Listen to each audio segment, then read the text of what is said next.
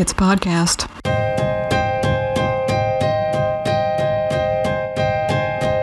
You're listening to Gorehead and the Wiener.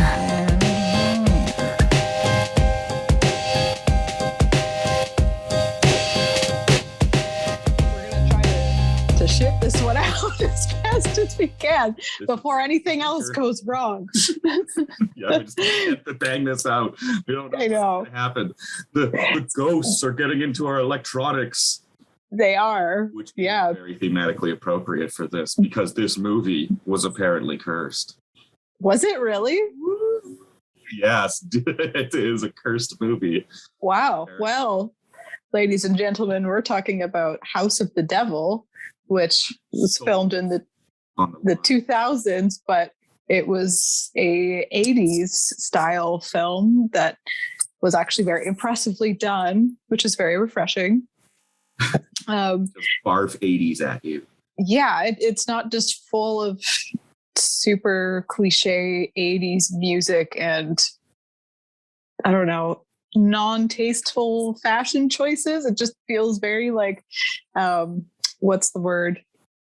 It's underspoken. Yeah. Is that the word? Underspoken? That doesn't feel like understated. There you go. It's understated, but it really feels appropriate. It feels like you're watching a movie from the 70s or the 80s.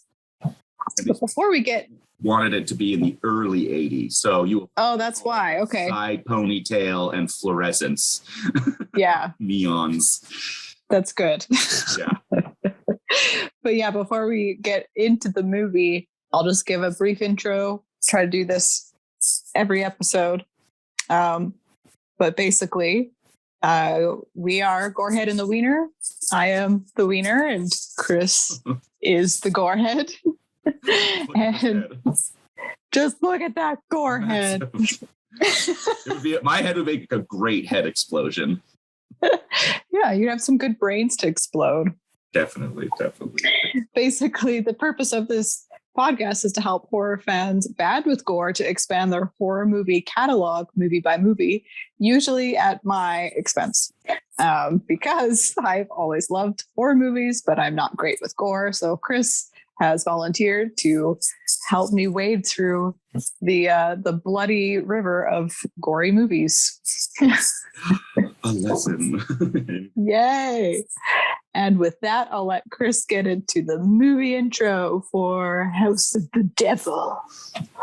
We're down with the devil today. Woo. And as Emma so eloquently said earlier, it's a homage to the satanic panic of the early 80s and the era of Reaganomics and Dungeons and Dragons. And when heavy metal was actually considered the worst thing to happen to America, which I find hilarious considering what goes on in America in today. Simple times. And the movie is about a young go-getter trying to, just make it in this crazy world and having money problems and shitty house guests or shitty, roommates.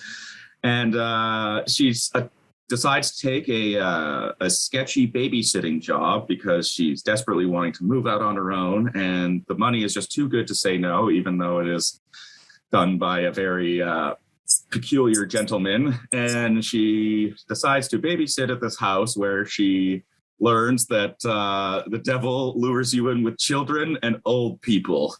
And she has to walk around a house pretty much doing nothing for 50 minutes. And then she realizes that she was going to be offered up as a sacrifice, or her womb specifically is offered up as a sacrifice to Satan to birth the Antichrist. Yay. Yay. Well, that was Classic. a spoiler. Spoiler intro. That's a good point. It's fine. We'll put like a little warning at the beginning. Full into spoilers and like full disclosure. This is a pretty simple movie. So, and it's fairly unknown. So it's going to be a little bit of a shorter episode, I feel like. Yeah, the premise of it's hard to expand beyond what it is. So yeah. But it's really well exactly done. Yeah. I think the core of any good horror movie is a very simple premise done well. Exactly. Yeah, I think it is definitely worth watching. I was surprised at how many times I was admiring a lot of the camera work, the very simple lighting. There's a lot of reliance on shadows and just only lighting up the focal points of the shot, which I really like.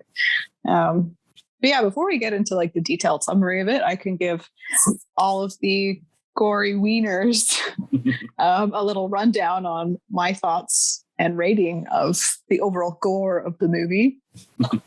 I gave it 4 out of 5 gory wieners.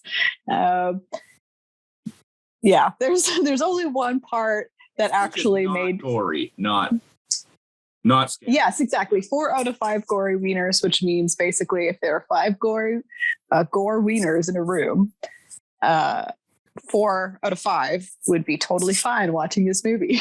Yeah, you'd have to be like a 10-year-old to be afraid of this movie, I think.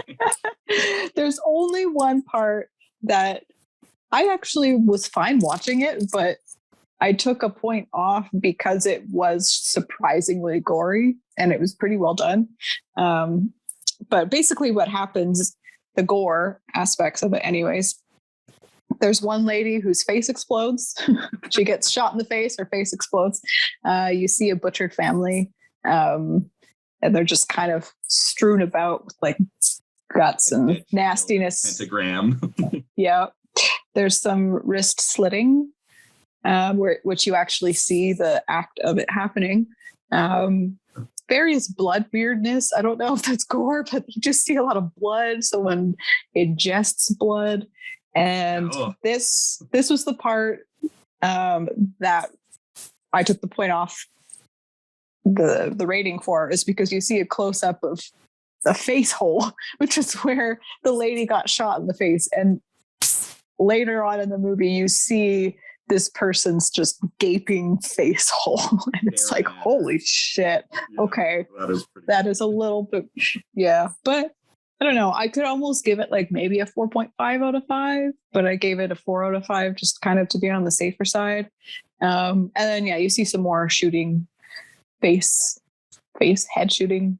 Yeah. Yeah. Well, and it's like, it's kind of a hard movie to judge because it's such more of a kind of ambience-based horror movie where it's really just it doesn't what's going to happen next rather than actually really happening. Exactly. There's a lot of scenes that just take place in this creepy ass house and nothing of importance happens until you kind of get further into the movie. But because you're just seeing this ignorant, naive college student dancing around, listening to her like tape deck. Yeah, it's really funny that that whole dance sequence was actually improvised. And was it? They talk about it in the commentary where Ty West was terrified of doing that shot because, like, yes, so my amazing directing skills were put at play where I told her to, well, you're going to put on your Walkman and then you're going to start to dance around with reckless abandon. And that was all he told her. And she invented the whole dance of her just going around the house. He's like, because he was terrified that if that scene didn't work and it looked really boring, they would have been screwed because he didn't know how to get to the next sequence in the movie. That didn't work. So he was very, very happy that she just happened to just nail all the dance moves and just actually. She did a good job. As an actor, I would enjoy having that feed or having that direction. It's like I could just dance to like some fun like 70s, 80s music. I'm down. And it's interesting because they do talk about just the type of acting that she has to do through most of the movie is just because she's by herself pretty much. 75% of the movie, it's just her alone in this spooky house. And so the type of acting that people kind of underappreciate is how someone naturally acts when no one's around. And able to nail what a human would do when they know that no one's around, and how she just kind of like walks through the house and like, starts rooting around through their stuff, and just that instinct that people have where you act differently when you're in someone else's house alone and you're just kind of like curious. That's true. And that's a lot of the aspects of horror where you're watching this person while you're safe at home, but they're rooting through stuff. They're looking through different rooms and you're like, I'd never do that. Why the hell did you do? It's like, you might. And it does a good job of showing that there are bad things still happening at the same time, because it does let you know pretty quickly that this isn't probably going to end well for her. Yeah, the camera has a little bit. What was that? That movie? God, it just reminds me of a different director, but I'm just thinking of the intro to Midsummer, Ari Aster, where he just sort of like the camera has a personality. It's definitely not to that degree in any way, but the camera has a bit of a personality where it shows the audience more than what the characters can see. And so it does have moments in that movie where it reveals certain parts of the room that the character can't see. So we as an audience have a little bit of like a one-up on what the character is going through. Mm-hmm. Yeah, I guess we can get into like the summary. Yeah. Yeah, I'll start it off and then you can pick it up whenever. If my computer doesn't explode on me. Oh my God. Yeah, scrolling is a task. So, yeah, as we've already described, it is an 80s style film, and it had really great camera techniques that felt appropriate for the time frame that it took place in. And it actually really made me want to go and research camera techniques from that time, because it's kind of inspired me to. I've always wanted to make a horror inspired short film, and I think it would be really cool to look back on like old camera techniques and base it on that. So it was really cool. Yeah, that is actually they talk about the camera style that they use, and very specifically Ty West wanted it to look like almost a made for TV movie. Oh, cool. Yeah. But with better acting. Yeah, well, exactly. Yeah, that's what he's like. He's like, well, we want it to be better than a made-for-TV movie, but almost look like a made-for-TV movie.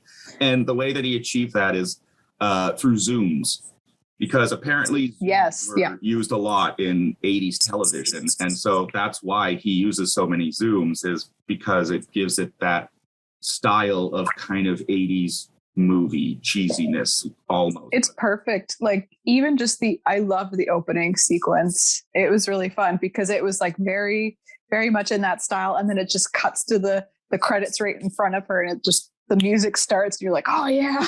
Yeah. Oh, it has a really fun pace. It's perfect. It's a very slow movie. It is good at capturing your attention. It's not one of those movies where you kind of start to get pulled out of it and you start to think, okay, is something going to happen soon? Like it has a good enough pace that it doesn't throw you off and get you to, like it always knows when to show you something new. Yeah, no, exactly. And they filmed on 35 millimeter. Oh, okay. And apparently, I don't know a lot about film stock, but they used a film stock that made it look extra grainy as well to give it that. Okay. Feel.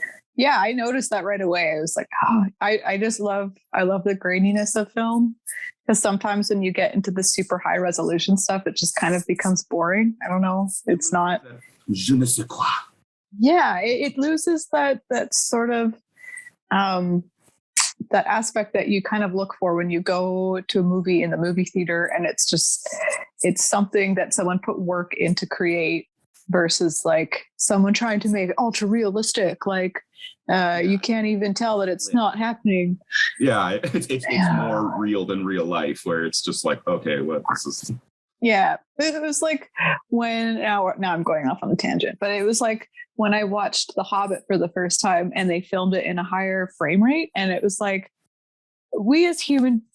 Oh wait, no, they filmed it at a frame rate that humans actually see at, but we're so used to watching film in like 30 frames per second or 24 frames per second for animated films. It's like it takes so much away from it, because it just feels like you're speeding it up as opposed to watching something. It's like I can't put my finger on why it felt wrong, but it's just like we don't necessarily go to the movies to watch something that looks realistic. It's like we want to be put into a room and escape reality and watch something that's make-believe and prettier than reality, and not like exactly what the human eye can see. And like, it's a different experience. even animal documentaries don't film it to be like, they look really slick and like, you know, you watch like Planet Earth or something, it's really clear, but it still looks like it's a movie of some kind. It's not like you're watching something that's surreal, I guess, is it. Exactly. And exact reality on a screen. And I can understand someone wanting to test it out. And I think a lot of people liked it, but I don't know. I think the 30 frames that way now. They sure don't. Like 30 frames per second, 24 frames per second. It's been done that way for forever for a reason, because it looks really good. And we have a lot of experience with doing it that way. I don't know. It's like, I'm not the expert on this one. Yeah.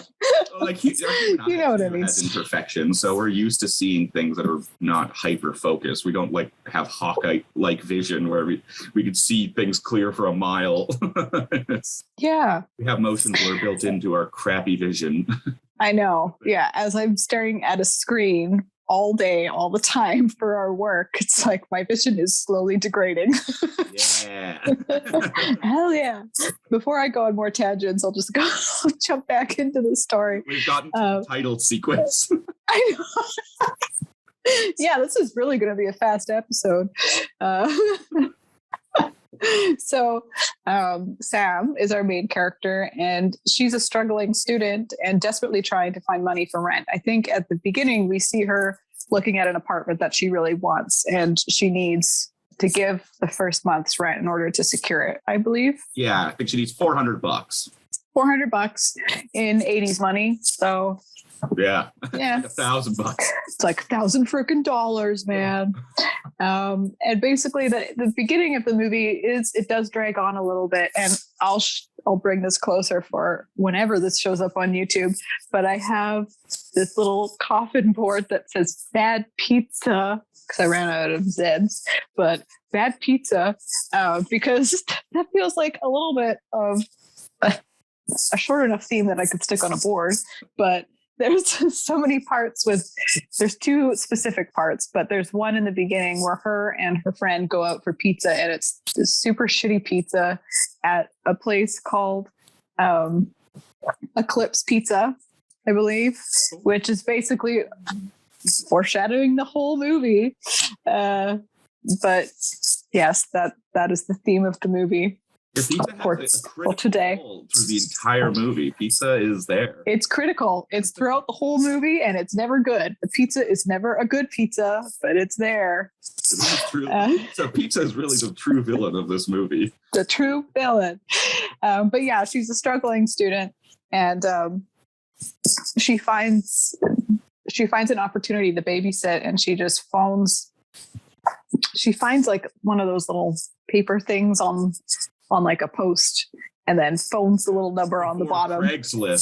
Before Craigslist. Pull tabs. Where strangers could just phone your house whenever they... Oh God. People were so trusting. So she phones this mysterious number, and eventually she has to drive out there to meet the family, and her friend, whom I forget her name. Do you remember her name? The friend's name? Blonde. Okay, well, blonde girl that really likes to eat food. Yeah, she's got like the 70s shag going on. It just always like has like ambient motion on it. Yeah, it's so fluffy. Hey, I liked her hair more than I liked the business ponytail. I'll tell you that much. Yeah, I know. That's the wrong type of hair. Nothing wrong with a good shag haircut, but there's everything wrong with a business ponytail. So they go out. Her friend offers to drive her to this place because she's a little bit concerned for her well-being. It's like, this is in the middle of nowhere. They're asking you to babysit like super last minute. Let's just go there, and if they're weird, we'll take off, and it's just no harm, no foul. I'm here to support you. We can drive back whenever you want. And so they both show up, and they show up to this house, and immediately they recognize, oh, there's like a station wagon out front. They seem kind of normal. And then they go in. It's a Volvo.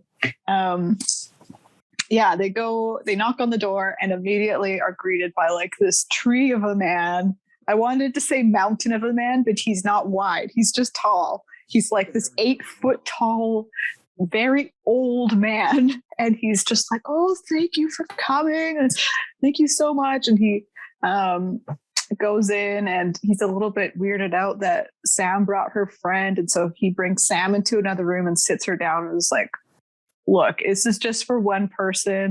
And she's like, oh, it's fine. Like, she's going to leave.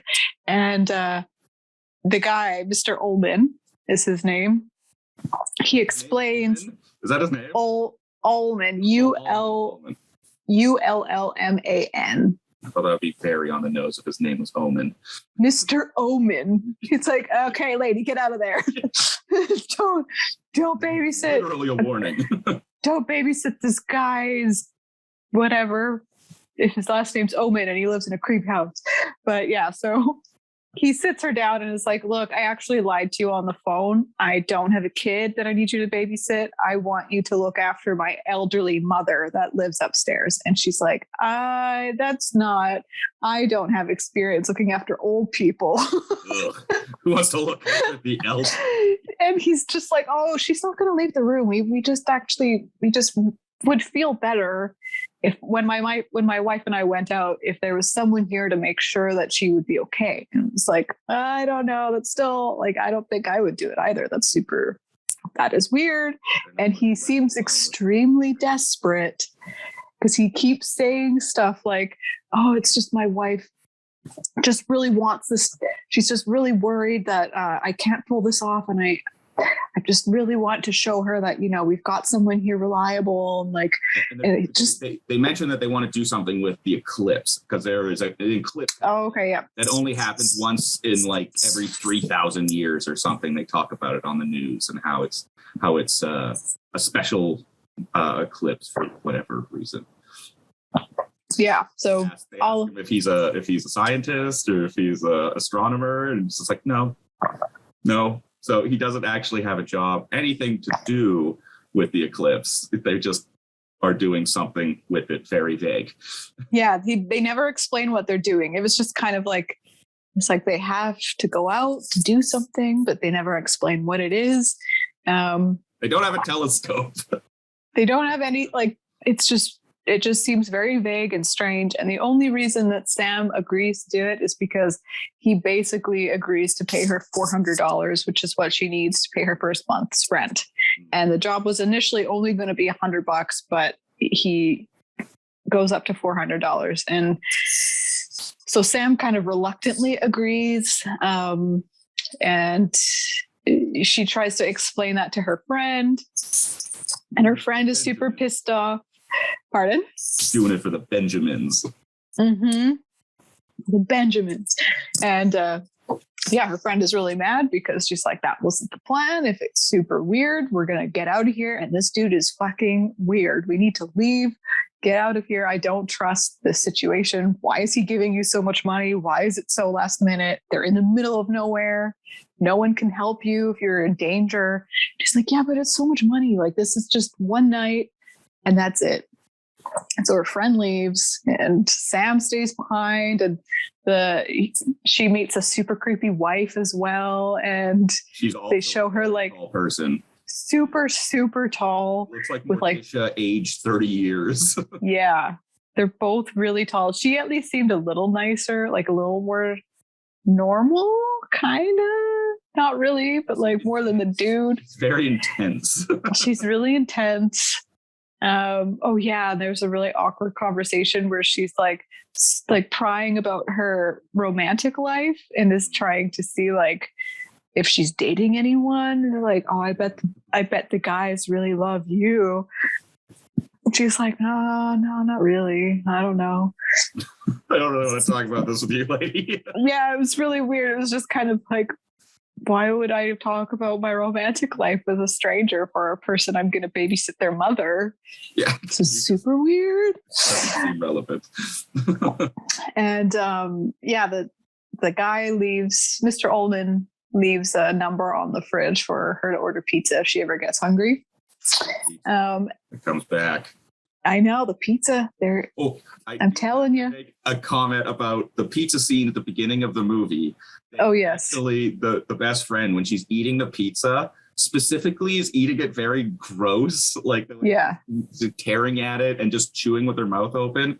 And they specifically had a discussion with her about trying to be as disgusting as possible while eating food. And that was part of her like character, is that she doesn't give a shit about like what anyone thinks of her. So she just eats like a pig and is just disgusting because she has so like little like worries in her life. Like she's just so carefree. She just doesn't even give a crap that she doesn't give a shit, which actually is pretty good for her character, because I'll talk about her next when she drives off.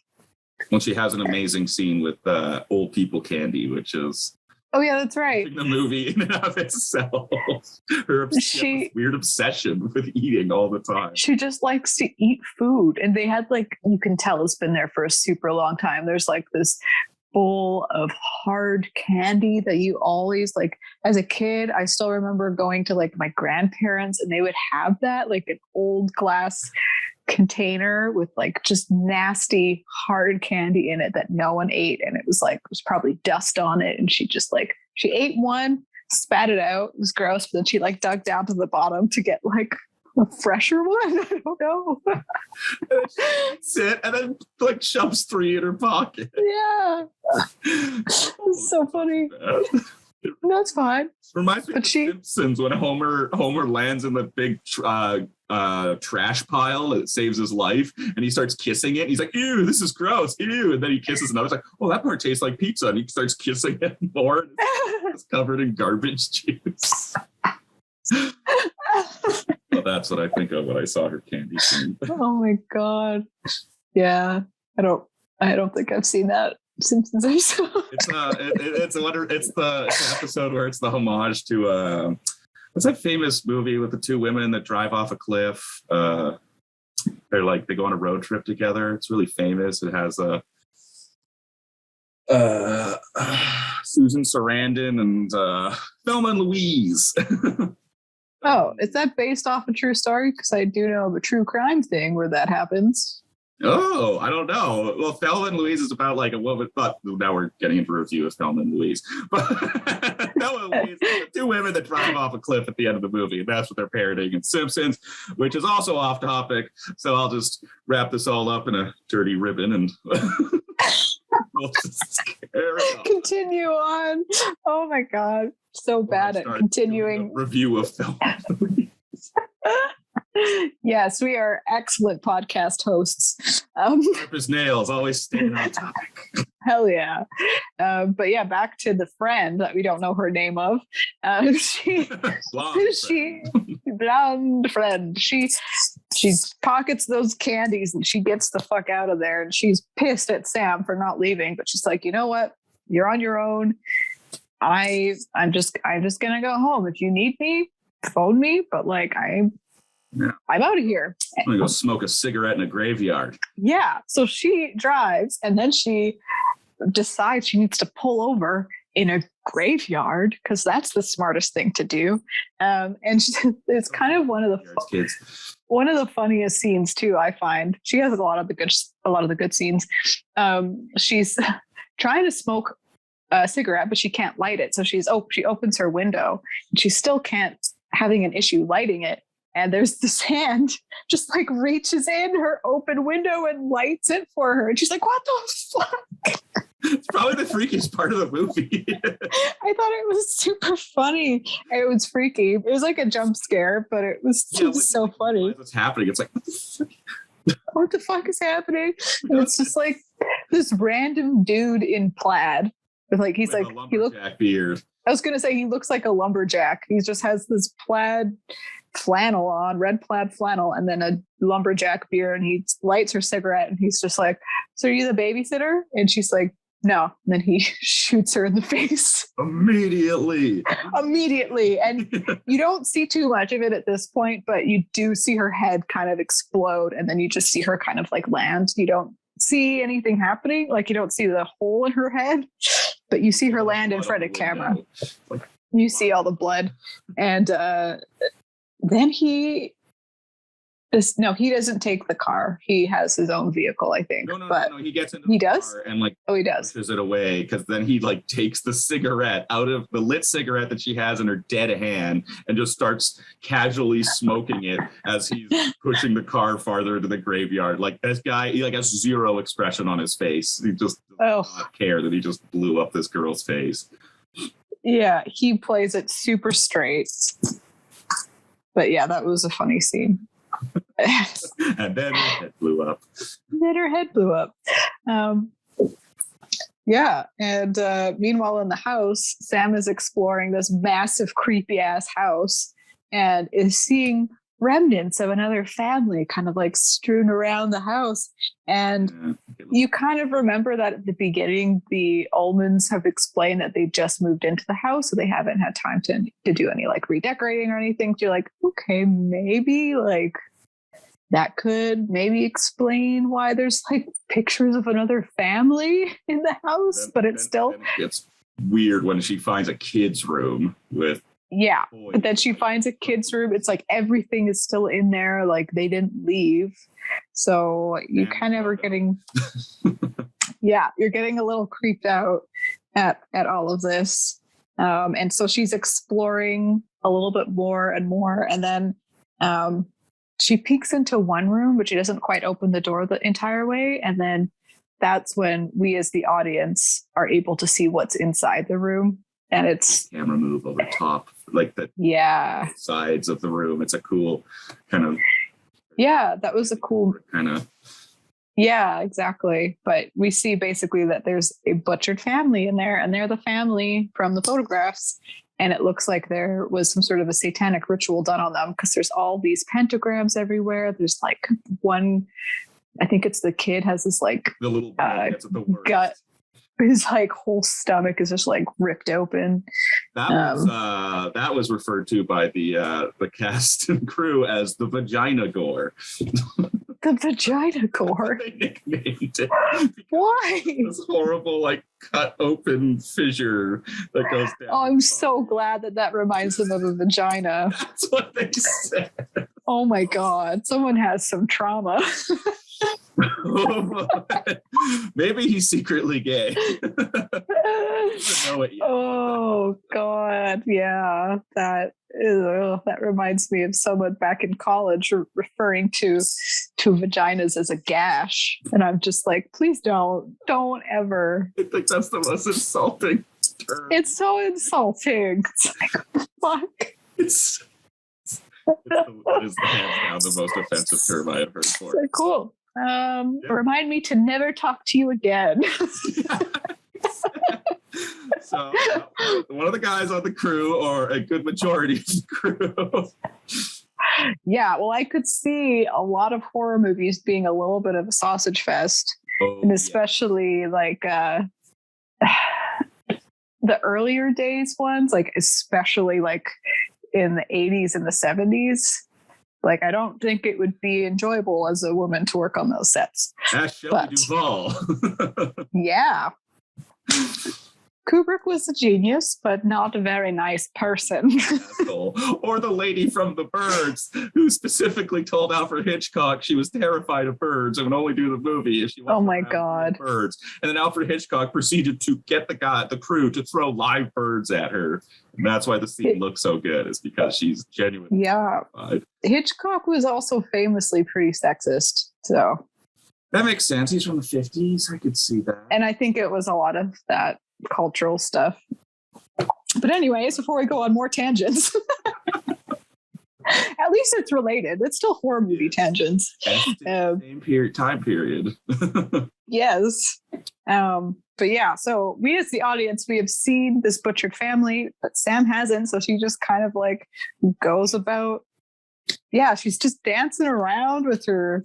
And it's kind of nice because we get a little bit of like a nice 80s, 70s soundtrack, which is always appreciated. Yeah. Yep. And so she gets hungry in all of her dancing, exercisingness. So she orders a pizza. And once it arrives, I can't remember why she's freaked out. I think she hears she's hearing something upstairs. Yeah. She's hearing something, and then the pizza arrives, and she runs to go get it. She has a knife at that point. Yeah. And she's slowly walking up the stairs, looking around with a knife, unsure of what's happening. And then the horrible loud buzzer goes off, and she runs to the door, just grabs it, throws the money out the door, and just slams the door before she realizes that the pizza delivery guy is the guy who blew off the head of her best friend. Exactly. It's the same dude. And we as the audience are sort of seeing that the eclipse is drawing nearer.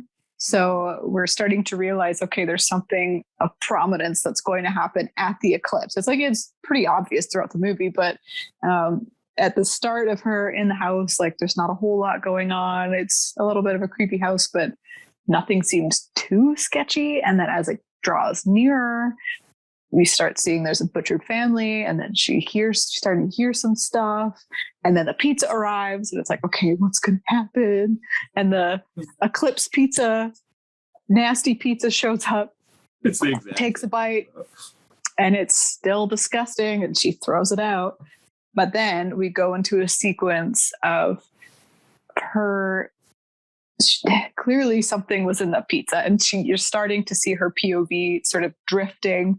She ran up to the attic because she thought she heard something up there, but her vision is just becoming more and more I don't know what's the word. It's not lucid. It's just kind of becoming very wonky, unfocused, disoriented. There you go. That's a good word.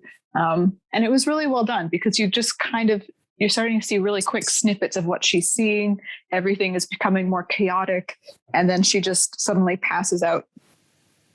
And when she wakes up, she is in what looks like the basement of this house. And there's all these Satanists surrounding her. It just goes full bore at that point. Yeah. Yeah. Like black and white strobe lights going on. And she's fully in a white dress. And it's like big ass pentagram, people in hoods, and just. Yeah. And surprise, Satan. The people that are there are the Ullmans, Mr. and Mrs. Ullman, and the freaking lumberjack man. And then we actually see that the granny, the mother, was real. And she's this super horrific looking old lady. There's so many old people in these movies we watch. She's straight up evil demon. She's just a demon. She just looks.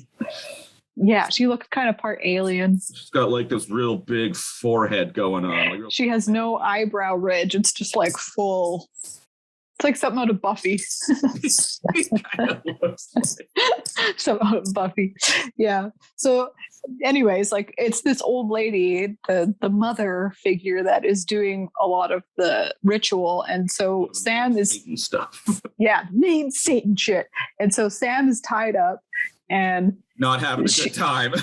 Not having a good time. And she, the granny mother lady, she slits her own wrist, and she takes that blood and pours it into like a skull of a goat. It's a goat, right? Skull. And she takes that and she draws a pentagram over her belly, and then tries to feed her the rest of the blood. And that's when Sam is like wriggling out. Clearly they did not make those knots tight enough, because she wriggles Satanist right out of those. Really good knot tying skills. If you're going to be a Satanist that sacrifices people to the devil, make sure your knots are on point. If you're going to be a Satanist, you need to go to Girl Guides. You need to go to Scouts, and then you just get those knots down packed. Learn your survivalist skills. And then you can go full Satan. You're prepared before you fully go into the Satan. Then you can get your Satanist badge. That's the last one. Boy Scouts and Girl Scouts is just a step-by-step program from Satan. It's a training. It's a whole training thing. You track people in the woods. You learn how to like keep yourself alive while trying to trap people in the woods. It's perfect. We've nailed it. The Scouts of America are run by Satan. So at this point, the rest of the story of like who gets murdered is a little bit foggy to me, but I do know. Is the mom, the demon mom, does she get murdered first? Yeah, I think the only one that doesn't die is the creepy mother, like the okay, so she doesn't. Okay, chick doesn't die, but yeah, they get out, and then there's a confrontation with lumberjack kid, and he shoots her, so she's in even worse shape. She's covered in blood because she slips on the blood from her best friend, and that's when she sees her caved in face. And so she's full on like looking like Carrie, essentially. And her white dress is now very, very red with blood, and she's just like covered in it. And she gets shot, and then she slashes the lumberjack in the throat. He dies. And then she books it up into the attic, and then the mom comes up from the basement. Right. There we go. Yeah. And she's like, "You little bitch, you can't stop it now." Yeah, little bitch. Like, throws her down, and then all of a sudden, like, goes to the window to like chat with Satan. He's like, "Oh, the eclipse is upon us." And she pulls off what is a wig to reveal her crazy, scraggly, bald white hair. And she's just talking about Lord Satan. And when she's in the midst of that, she gets stabbed in the back by Sam, and then the old lady out of the picture.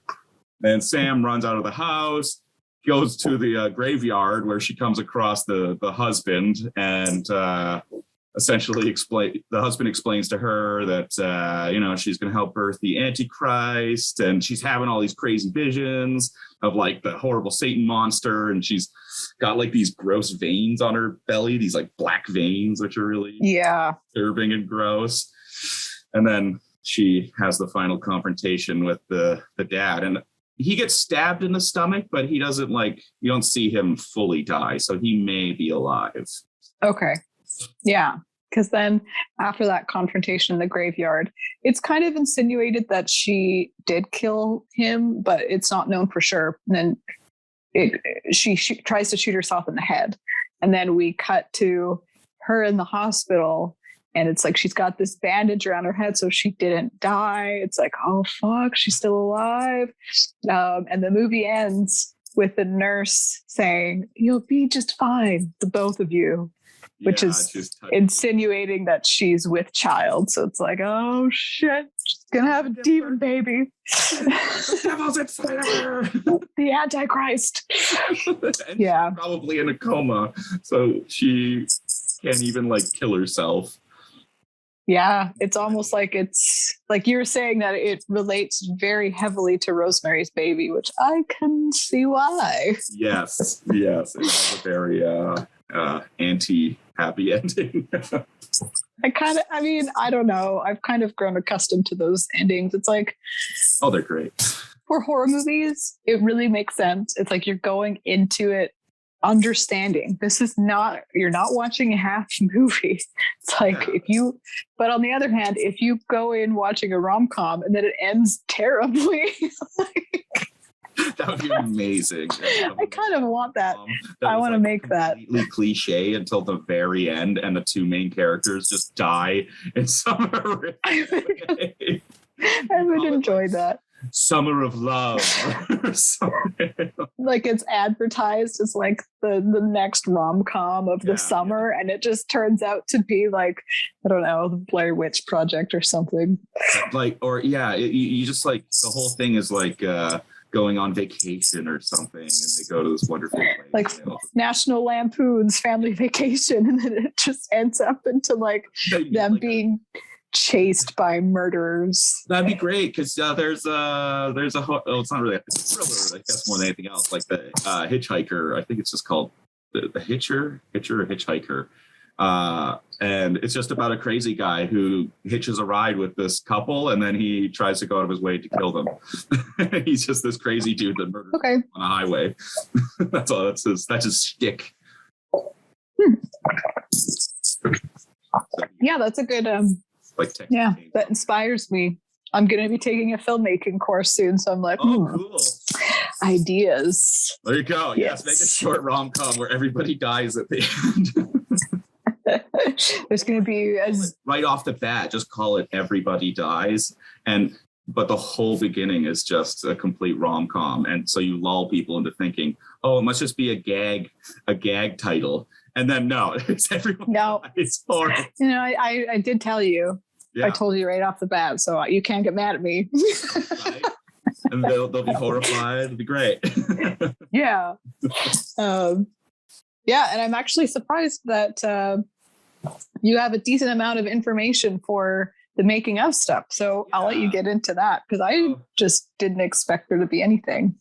Yeah, well, yes, gore-wise, the making of isn't exactly isn't a lot because of the fact that there isn't a lot of gore in the movie. But what I did gather from just behind the scenes stuff and the commentary was they showed how they kind of built the head of the woman whose head blows up.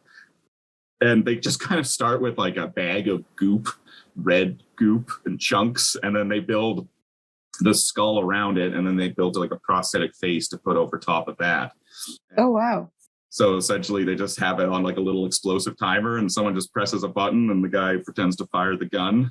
And the actor who's the lumberjack guy, he when they show what he's wearing during that shot, and he's in like this giant garbage bag and he's got like goggles on. Oh my God. He just like gets blasted across the face with all of this like chunks of gore and like blood. He just kind of stands there. He's like, oh, that was a lot bigger than the last one. So, wow. That's great to see, like that just on the very opposite side of his hand is just him in a garbage bag, essentially. That's amazing. Yeah, and then the only really other gory scene is the suicide shot at the end when Sam tries to blow her brains out. And all they did for that was they just took a giant plastic tube and taped it to the side of her head and just kind of had the spout like here on her forehead. It looked like they just used like duct tape essentially to tape it. Oh my God. It looks very uncomfortable. And it's just this huge tube that just fires out a big spray of blood, like really easy. Like anybody could do that with like a vat of fake blood, which is kind of fun to see that it's not that hard to make. Yeah. That's cool. And with the camera angle that they had, you couldn't see any of it, and they just had some sweet blood shoot out of it. And that's really all, unfortunately, all there is for the gore. But there's kind of some fun behind the scenes stuff. So Dee Wallace is the lady from the very first shot of the movie, and people would know her from being the mom in E.T. That is she's most famous for. And I guess she's also been in a ton of horror movies. So she apparently took Ty West aside and decided to give him her pearls of wisdom from all the Satan movies she worked on. And she said that whenever you're doing a movie about Satan, it'll be haunted by spirits, and spirits travel through electrical currents. And so and told him his movie was going to be cursed because what the fuck? Satan. Yeah, it's literally what she took him aside to tell him. And, well, maybe that's what's going on with us right now. Yeah. Gotta stop doing episodes about movies about that. Satan doesn't want you to tell the truth. Satan's trying to silence us. Donald Trump. We won't take it, Satan. We're going to make our podcast about a fictional movie, whether you like it or not. Yeah. So apparently they had like tons of technical issues though on the movie. Like their generators would die. They had to like replace their bulbs on all their lights a lot. And so they just said it was a huge pain in the ass. And even Ty West, the room he was staying in, apparently his TV would turn on by itself. It would just flip on randomly. And, holy shit. And the bulbs in the place he was staying would constantly burn out on him. So he said he had to keep replacing the bulbs in the room he was. That would almost be like enough to deter me to not do this movie. Right? That's so weird. I'd be like, I'm done. I'm fine. All right, you've won. I'm going to make a movie about Jesus. It's like, I'm not religious, but Yeah, I will.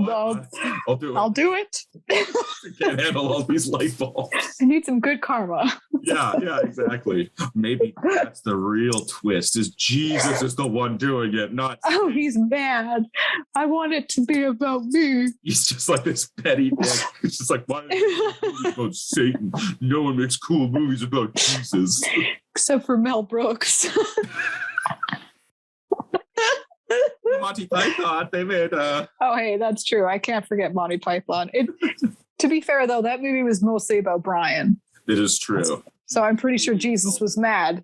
He was mad by it. Yeah, it's not about him. It's about Brian. Stole his thunder. So That freaking Brian always wins. Brian? Some Brian. It's a great accent. Oh, Accent, not accent. Impersonation. Lady Love Brian.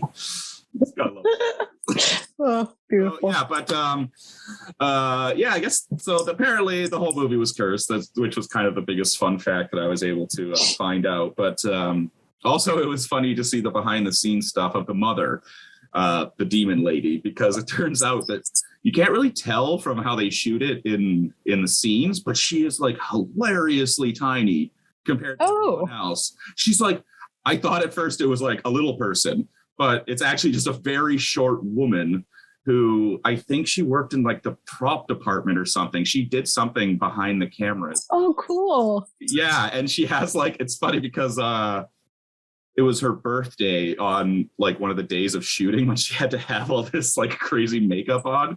And so there's just they got her a cake made with like a photo from a still of the movie of her with her demon makeup on. They put that on her birthday. Oh my God. They gave it to her while she's just like sitting in the makeup chair, and she doesn't have all the makeup on. She has like a crazy bright green mohawk shooting out the top. I guess that's her normal hair, is a bright green mohawk. That's so funny. Yeah, it's and what they said, it's like, yeah, when you take off all the hair and the robes and stuff, she kind of just looks like a Make-A-Wish kid because she's tiny and tall. Oh, no. So that's what they used to call her on set. Oh my God. Wow. Again, so yeah, that and the vagina gore The vagina gore. Oh God. were the reasons why it was a male-driven set. But so Yeah. The actor who plays the husband, Mr. Ullman, when they shot all of the scenes where where he interacts with the two girls, they actually shot it when they first met him, and he apparently, just a thing he likes to do because he's kind of like a bizarre guy. He is really tall, and he's very kind of soft spoken, and then. Mm-hmm. I guess people are just kind of sometimes freaked out by him when they first meet him, and he likes to play into that and just make people as awkward as possible. So when they first started filming it, he actually like held her hand on purpose that long in the very first scene when they first meet. Like, oh my God. Hand, and he just holds on to it. He did that on purpose to like make her feel super uncomfortable. And so that's smart. They said the two girls were actually genuinely uncomfortable because they barely knew him, and he was like so weird, and just the way he them. And so he just intentionally didn't share anything about himself during those scenes, so that they just felt actually genuinely uncomfortable around him, because he would just play it up and talk to them really bizarrely and stuff. So, smart. Yeah, it's kind of a fun thing. But apparently he's a very nice guy normally, just likes to. Yeah. But that would be so fun. I'd love to play a giant weirdo in a movie. Just get to full on be the weirdest version of myself. I would love that. Sadly, at 5'4", you may not be able to play. I could wear stilts. I could be the creepy granny. Could be her. Right? You could totally be the mother. Mother. Yeah. Mother.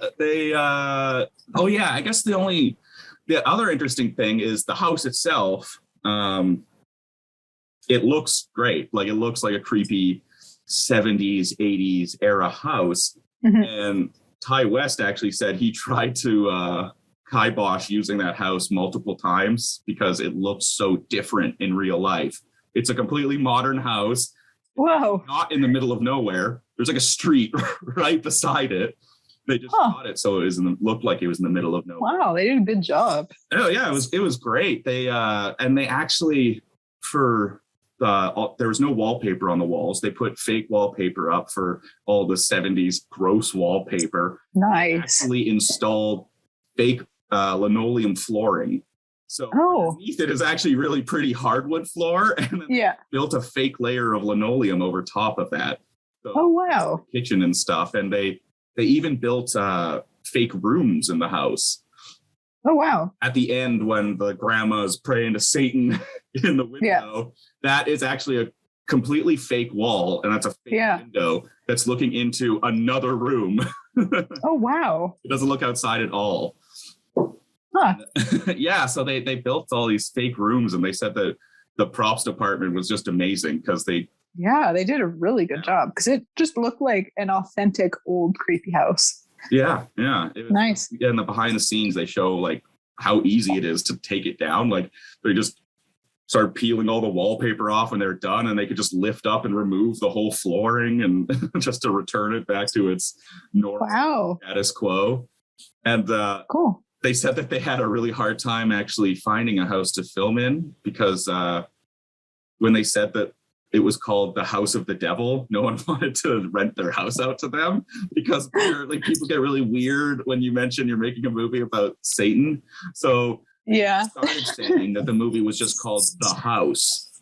Oh, tell the people, and then people were way more receptive to actually let them like scout their houses and use it. Oh, that's funny. Yeah, people still freak out about Satan. They don't. I mean, now I'm kind of like, okay, well, maybe I will avoid making a short about the devil. I'll make it about Jesus. Jesus and his best friend Brian. And Brian. Horror movie about Jesus. Hey, there we go. I'll make a horror movie about Jesus. Anyways. That would be some good behind the scenes stuff, though.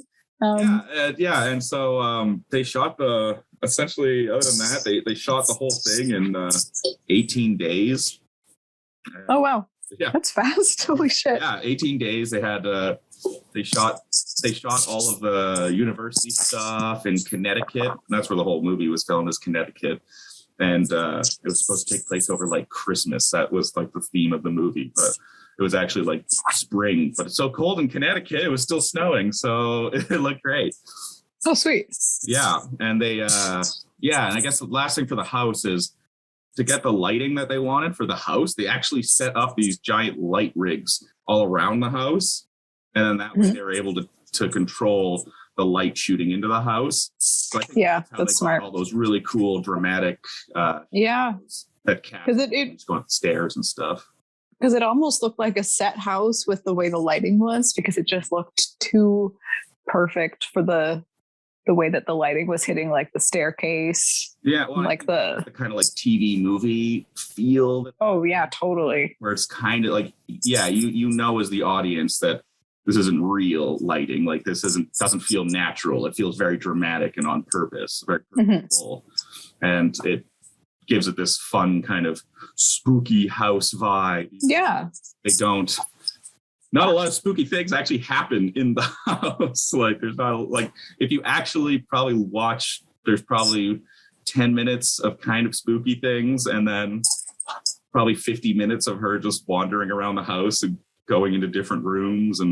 But it's shot interestingly enough that you don't really notice it. You're at least go along for the ride. But that was about all of the fun facts. Excellent. Yeah, actually, in the pizza scene at the very beginning of the movie, there's a guy in the background. I think he's their DP, I think, and he's just got put in there because he had long, shaggy hair, and he's actually smoking a cigarette, and because of that, he said he hated that day because he had to smoke 2 packs of cigarettes. Oh my God. And he felt super sick. Holy But shit. You can barely see him. He's like blurred out in the background. You see like a little trail of smoke at one point. But because It's like, why can't you smoke fake cigarettes? Why do they have to be real? No, can't you just get like a fake smoking? Like just have Yeah. especially You don't have to actually smoke. so that's low budget. Oh Lord. Yeah, Oh, okay.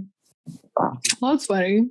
Yeah. But yeah, that was I really enjoyed that movie. I was expecting it to be more gory because I know you're wanting to ramp up to a much more gory movie. So I'm like expecting there to be more. When's it gonna happen? It's just like the pacing of this movie because you're expecting it to happen, but I know. Yeah, the pacing of it really worked in its favor because you do expect a lot more to happen. I will say it's not quite to the level of Mike Flanagan because he's so good at just making you feel on edge 24/7. He just gives you enough relief for you to take a breath and then you're back into it. Yeah. But this one is kind of like there's more, you have like time to relax a little bit and then it jumps back out at you. So it's kind of like, I think this is a really good beginner one. If someone really wants to like maybe one of the first couple of like of horror movies with gore in it, this would be a really good first or second movie to jump into it. So. Yeah, and I think people are, I don't know why, but I guess, Satan is just kind of the devil is so incorporated into like our culture that it's, I don't know, people seem to be okay with having the devil as the enemy. It's like, oh, okay, yeah, this is something that I've heard he's evil. Satan's bad. So it's not like believable because like Satanists exist. There are people in the world that do this. So it's like kind of fucked up, but it's a real thing. And like the gore that's in it is that there's only one super shocking gore that you don't even see for that long. And it's not the act of it happening either. You just see the remnants of it. So I say like, usually that's good criteria for someone who's uncomfortable with gore. And this one, it doesn't show too much of it either. It's not going to be overwhelming. It's just like, that's the one to look out for. And you don't see it happening. So I feel like this is a really good beginner, one. It's kind of like in the vein of The Exorcist or something where people watch it and they're like, well, it's not very scary actually. And it's like, no, it's not that scary. It's everything about how it's presented that's supposed to spook you rather than being able to like directly point at a part in the movie where it's really, really scary. Yeah. I'd say this is even easier than our first one we watched, which was Color Out of Space. Yeah. Because that one, it's less creepy and there's the type of gore in that you do get like the really crazy, it's not, I guess they kind of are. I was going to say like animatronics, but that's not right. It's like the practical gore of the llamas and they're like all nasty. And then there's also the finger cutting scene. So like there's all the different types of gore that people could be afraid of in that movie. Even if it's not extreme, it's still all different sort of aspects to watch out for.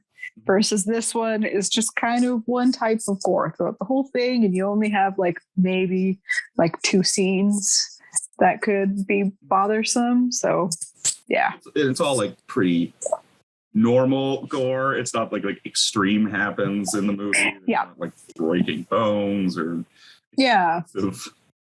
And it doesn't show up for very long. Like I'd even say this is easier than His House for that one scene of him like going under the dude's arm skin. What the fuck? Yeah, that's a good point. Yeah. This is a good one to show your kids. Show your kids. Yeah. Show your kids. Show your pets. Yeah. Show your grandparents. Have a fun. Really good family friendly romp in a haunted house. Importance of family. Yeah. And listen to your friends. Yeah, right. Just again, communication. That's all these horror movies. You're just trying to tell you that you just got to communicate and share your feelings with your friends more, so that you don't get murdered or possessed or exactly. All right. Well, yeah, I guess that wraps up this episode of Gorehead and the Wiener. I would say so. Thanks for listening, and until next time, don't smoke in graveyards.